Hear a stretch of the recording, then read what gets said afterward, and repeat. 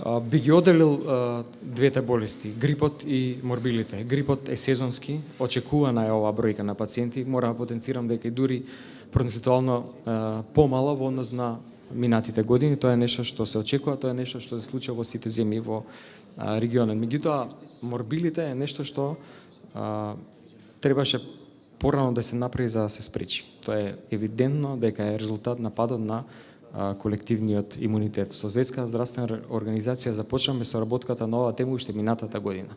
Ако се сеќавате, повикавме на вакцинација на денот на имунизација. Колективниот имунитет почнал да паѓа уште во 2014 година, кога е намален процентот на вакцинирани деца и сега ние го плаќаме данокот на тој процес. И затоа преземаме вакви мерки. Прогласивме епидемија, ако се сеќавате, многу рано. Бевме обвинувани зашто за толку малку случаи сме прогласили епидемија. Ако тогаш не прогласавме, сега ќе беше веројатно државата парализирана од илјадници случаи. И сум задоволен од динамиката на спроведување на вакцинацијата. Ние имаме доволно ниво на експертиза.